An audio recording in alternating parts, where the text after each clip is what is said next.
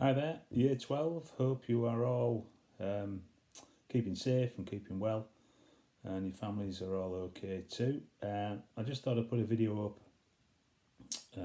which may or may not help you in terms of just recapping the work you've been doing on athletics.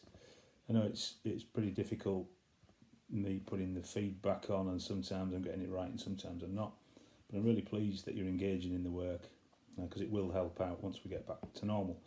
So what I'd like you to do for today's lesson is try and put together some sort of revision tool which would help you put all the bits and bats together regarding athletics from pre-industrial through post-industrial, public schools and into contemporary times. Use the mark scheme that I've uploaded. I think I took two pictures of it. It's on Teams for you. You can use that to give you a bit of a framework to work from. You could do it in a timeline, you could do it in a mind map, you could do it in a list. It doesn't really matter as long as it's something that you can use. I don't really need to see it. You could take a photo of it, however, and just pop it up and let me know that you've done it, because that's great. You know, I'm not going to mark it because that's your revision tool, but I want to know you've done it because we've been doing obviously quite a bit of remote work on athletics. I think it's important that you keep on top of it before we move on to something else. There's no point in us moving on to tennis, case study on tennis, if we're not really getting the understanding of athletics. So what I think you should have on your revision tool is, if we're looking at pre-industrial, so remembering that these athletic events or running races or feats of strength were a festival. They were a festival occasion, so they were annual generally. If you think back to how, in the Middle Ages, the government or the king would grant a decree that a village could have a festival or a feast, an annual occasion, and this is where we saw these running races and feats of strength taking part. So it's occasional, it's annual. Think about class and rules, which in those days would have been unwritten and word of mouth, so basic and simple.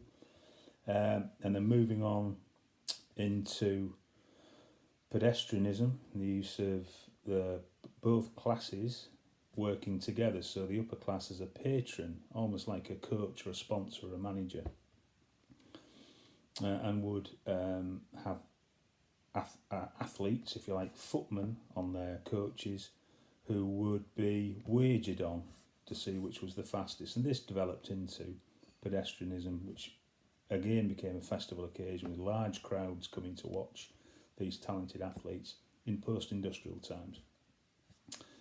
Then, of course, we need to talk about the influence of the public schools and their influence, obviously, like it was with football.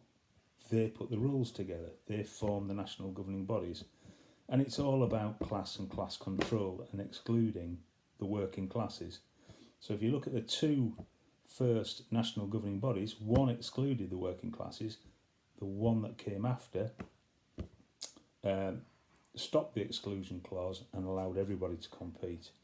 But for those of you who've on just a different note, talking about class, if you get the chance to look at the English Game on Netflix, that's a really good example of how the upper class wanted to dominate and control, and it's similar in all of the activities. So it's always been a class dominance thing.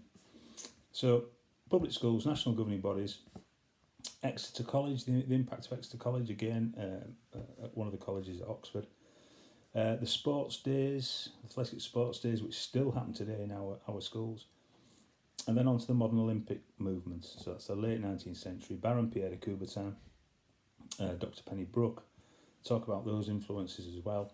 And then into modern times, what's happening in terms of the Olympic Games, Commonwealth Games, the World Championships, and that you're going to tie in there things which started way back.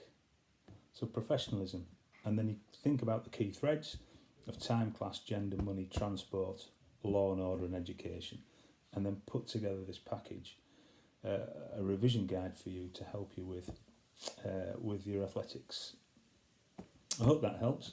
I'll put it on Teams. This is for this afternoon. Not this afternoon. Tomorrow afternoon, which is Monday afternoon's work.